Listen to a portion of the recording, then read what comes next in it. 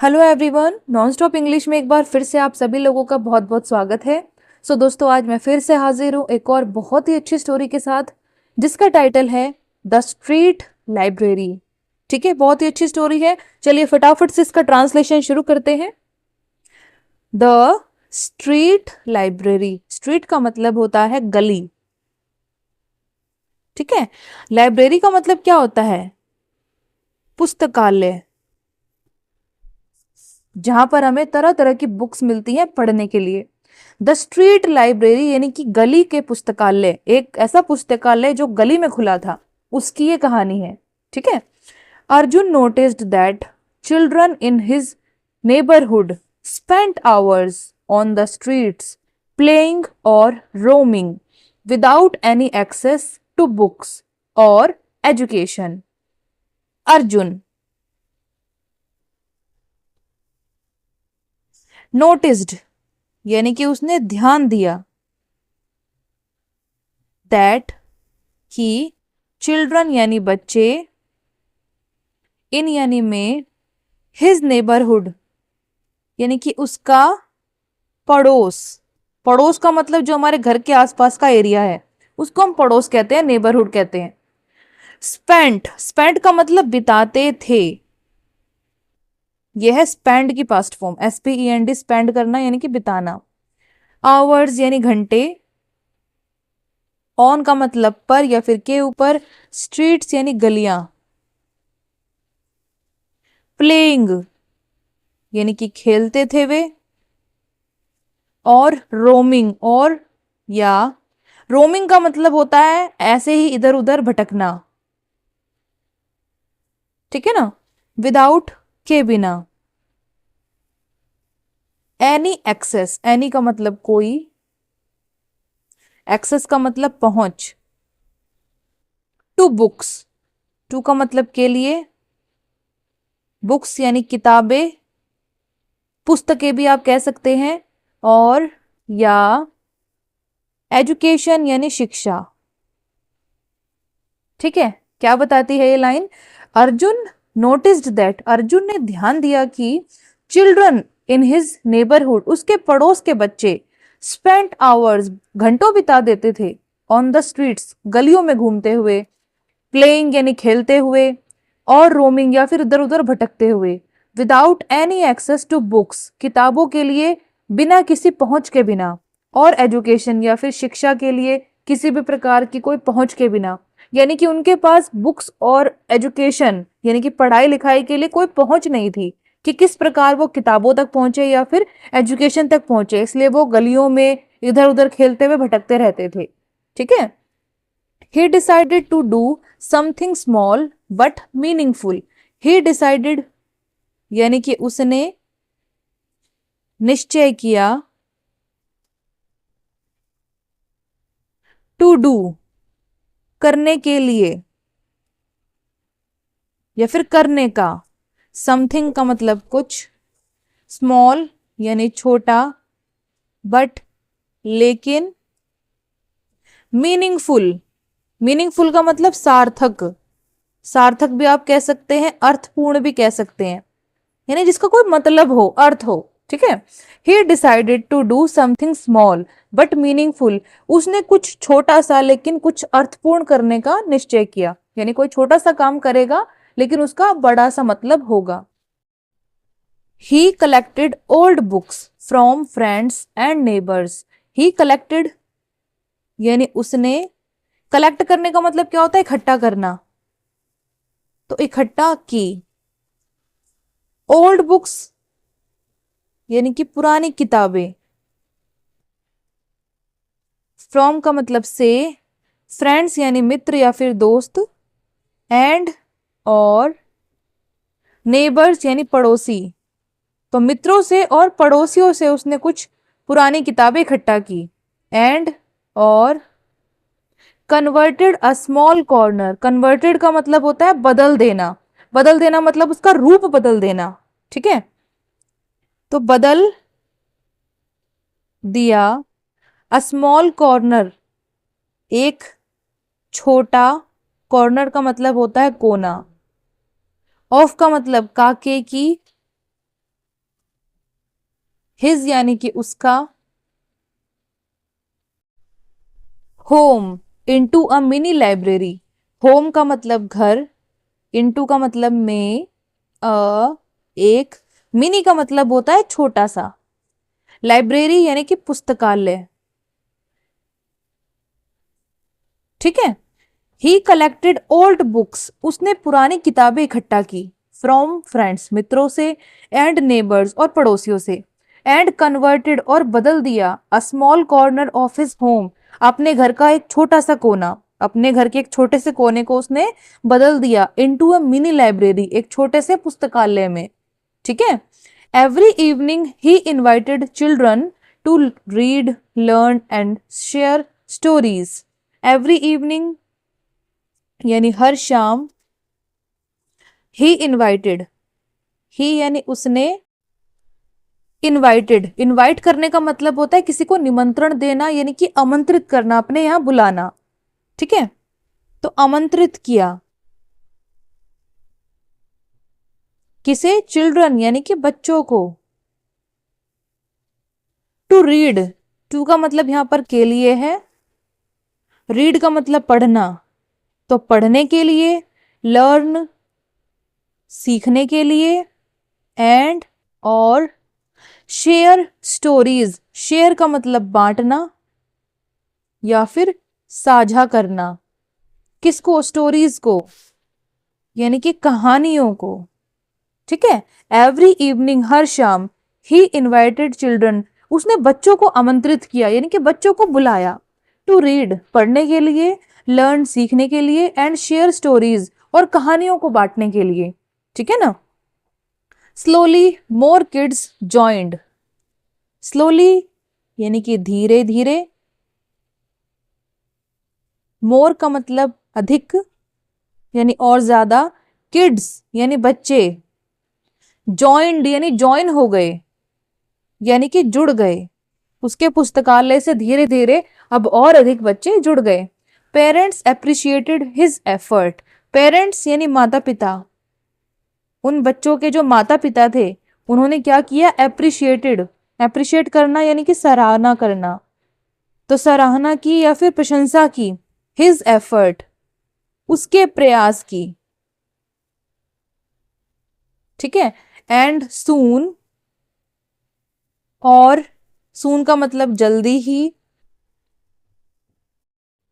Volunteers came to help him manage the books, volunteers कौन होते हैं, वॉलंटियर्स वो लोग होते हैं जो अपनी इच्छा से सेवा करते हैं, तो उनको क्या कहेंगे हम, स्वयं सेवी, यानी अपनी इच्छा से दूसरों की सेवा करने वाले लोग। केम का मतलब आए,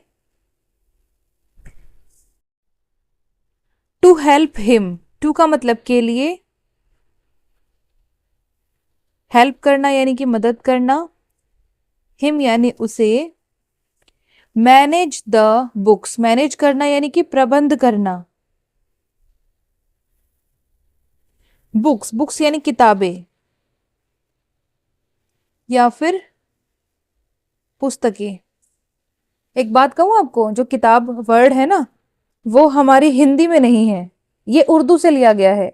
हिंदी में जो बुक है ना उसको हम पुस्तक बोलते हैं, ठीक है। तो अब इस पूरी लाइन की हम हिंदी समझ लेते हैं। स्लोली धीरे धीरे, मोर किड्स ज्वाइंट और अधिक बच्चे जुड़ गए, पेरेंट्स अप्रिशिएटेड हिज एफर्ट यानी माता पिताओं ने उसके प्रयास की सराहना की या फिर प्रशंसा की, एंड सून और जल्दी ही, वॉलंटियर्स केम स्वयं सेवी लोग आ गए, यानी कि जो अपनी मर्जी से दूसरों की सेवा करते हैं वो लोग आ गए, to help him manage the books, उसकी किताबों का जो प्रबंधन था उसमें मदद करने के लिए, ठीक है। किताबों के प्रबंधन का मतलब क्या होता है कि कोई किताब कम तो नहीं है, समय से वापस आ रही है या नहीं, ये होता है मैनेजमेंट, ठीक है ना, उसकी पूरी तरीके से देख रेख, तो उसके लिए स्वयंसेवी लोग भी आ गए थे। Arjun didn't ask for money और recognition, Arjun didn't ask, didn't का मतलब उसने कोई काम नहीं किया, क्या नहीं किया, आस्क, आस्क के तीन मतलब होते हैं, मांगना, पूछना या फिर कहना, ठीक है। तो उसने नहीं कहा, अर्जुन ने नहीं कहा, फॉर के लिए, किसके लिए? मनी यानी पैसा, और या रिकॉग्निशन। रिकॉग्निशन के दो मतलब होते हैं, मान्यता या फिर पहचान। जैसे कहते हैं ना कि गवर्नमेंट से ये रिकॉग्नाइज्ड है कॉलेज या फिर स्कूल, यानी कि मान्यता प्राप्त है। मान्यता का मतलब एक दर्जा उसको मिल गया है कि हाँ ये अच्छा है। तो ऐसी कोई पहचान उसने नहीं चाहिए थी, इसलिए उसने ना तो पैसे के लिए कहा और ना ही उसने पहचान यानी मान्यता के लिए कहा। His only aim was to give knowledge and hope to children who had little guidance. His only aim, his यानी उसका, only यानी केवल, aim का मतलब लक्ष्य, was यानी था, to give यानी देना, knowledge का मतलब ज्ञान, and और hope का मतलब उम्मीद या फिर आशा, टू चिल्ड्रन। यहां पर टू का मतलब है को। जब भी गिव की बात आती है तो वहां पर टू जरूर आता है, यानी अगर आप किसी को कोई चीज दोगे तो किसी को दोगे तो वो जो को है ना वो टू है। जैसे गिव इट टू मी यानी मुझको दे दो या फिर मुझे दे दो, गिव इट टू हिम उसको दे दो, ठीक है। चिल्ड्रन यानी बच्चे, हु हैड यानी कि जिनके पास था, लिटिल गाइडेंस, लिटिल यानी कि थोड़ा सा, गाइडेंस मार्गदर्शन, यानी कि जिनको थोड़ी सी उम्मीद थी पढ़ाई लिखाई में। तो क्या बताती है ये line? His only aim was to give knowledge, उसका केवल एक ही लक्ष्य था और वो क्या था? ज्ञान देना, एंड होप और उम्मीद देना, टू चिल्ड्रन बच्चों को, हु हैड लिटिल गाइडेंस जिनके पास थोड़ा सा मार्गदर्शन था, यानी वे बच्चे जिनके पास थोड़ी सी नॉलेज थी या फिर थोड़ी सी इच्छा थी पढ़ने की, उनको ज्ञान और उम्मीद देना यही उसका केवल एक लक्ष्य था। After months some of these children excelled in school inspired by his library. After months, after का मतलब के बाद, मंथ्स यानी महीने, तो महीनों के बाद, सम ऑफ दीज चिल्ड्रन, सम यानी कि कुछ, अच्छा सम ऑफ द या फिर सम ऑफ दीज, इसका मतलब आता है उनमें से कुछ, ठीक है। तो हम पूरी लाइन का इकट्ठे मतलब निकालेंगे कि सम ऑफ दीज चिल्ड्रंस यानी इन बच्चों में से कुछ, सम ऑफ दीज चिल्ड्रन, दीज का मतलब इन या फिर इन सभी, चिल्ड्रन यानी बच्चे है ना, और सम ऑफ का मतलब कि उनमें से कुछ, सम ऑफ दीज चिल्ड्रन उनमें से कुछ बच्चे, एक्सल्ड, एक्सल का मतलब क्या होता है? ये एक्सल जो है ना ये एक्सीलेंट से बना है। एक्सीलेंट का मतलब क्या होता है? कोई अच्छा प्रदर्शन करना, यानी कि बहुत ही अच्छा आउटस्टैंडिंग परफॉर्मेंस दे देना, ठीक है। तो एक्सल्ड यानी कि उत्कृष्ट, यानी कि बहुत अच्छा प्रदर्शन किया, बहुत अच्छी परफॉर्मेंस दी पढ़ाई में। इन यानी में, स्कूल का मतलब विद्यालय, inspired by his library, inspired यानी कि प्रेरित होकर, बाय का मतलब के द्वारा, हिज लाइब्रेरी यानी कि उसका पुस्तकालय, ठीक है। आफ्टर मंथ्स यानी महीनों बाद, सम ऑफ दीज चिल्ड्रन उनमें से कुछ बच्चों ने, एक्सल्ड इन स्कूल विद्यालय में उत्कृष्ट प्रदर्शन दिया या फिर किया, इंस्पायर्ड बाय हिज लाइब्रेरी उसके पुस्तकालय से प्रेरित होकर, ठीक है। Arjun realised that even small acts of social service can create a big impact. Arjun realised यानी कि अर्जुन समझ गया, दैट कि इवन यहां तक कि, स्मॉल एक्ट्स यानी कि छोटे छोटे कार्य, कोई बहुत बड़ा कार्य तो उसने नहीं किया था है ना, कोई गवर्नमेंट लेवल का या फिर एनजीओ लेवल का भी उसने कोई काम नहीं किया था, एक छोटा सा उसने काम किया था। ऑफ का मतलब का, के की, सोशल सर्विस का मतलब होता है समाज सेवा। कैन क्रिएट, कैन का मतलब कर सकता है, क्रिएट करना निर्माण करना, तो निर्माण कर सकता है किसका? अ बिग इम्पैक्ट, एक बड़े प्रभाव का, ठीक है। And one persons initiative can change an entire community. And और वन पर्सन्स, वन का मतलब एक, पर्सन हो गया व्यक्ति, एपोस्ट्रोफी एस का मतलब काके की, इनिशिएटिव का मतलब होता है शुरुआत या फिर किसी काम की पहल, ठीक है। कैन चेंज, बदल सकती है, कैन का मतलब कर सकना कोई काम, चेंज का मतलब बदलना, तो बदल सकती है। एन एंटायर कम्युनिटी, एक, एंटायर का मतलब पूरा, तो पूरे कम्युनिटी को यानी कि समुदाय को, समुदाय को आप समाज भी कह सकते हैं, ठीक है। अर्जुन रियलाइज्ड दैट, यानी अर्जुन समझ गया कि even small acts of social service, समाज सेवा के छोटे छोटे कार्य, can create a big impact, एक बड़े प्रभाव का निर्माण कर सकते हैं, यानी कि एक बड़ा प्रभाव डाल सकते हैं समाज पर। एंड वन पर्सन्स इनिशिएटिव, और एक व्यक्ति की पहल, हम क्या सोचते हैं, कोई चीज रह रही है हमारे समाज में करनी, कोई ट्यूबलाइट लगनी बाकी है या कोई हेडलाइट लगनी बाकी है, हम सोचते हैं कोई दूसरा कर देगा, यार छोड़ो, कोई ना कोई तो कर ही देगा जिसको ज्यादा जरूरत होगी, यानी वहां पर कोई पहल करने के लिए तैयार नहीं होता है ना। अगर कोई स्ट्रीट लाइट भी खराब है उसके लिए भी कोई पहल करने के लिए तैयार नहीं होता, बस पीछे पीछे लाइन में लोग लगना चाहते हैं, ये रियलिटी है।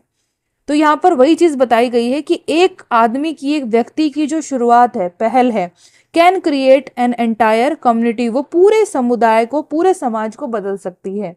अगर एक इंसान पहल कर ले, वो पहल करना ही बड़ा भारी होता है, वो पहल कर ले तो सारे उसके पीछे लग जाएंगे, ठीक है, लेकिन वो पहल करना ही सबसे ज्यादा इंपॉर्टेंट होता है।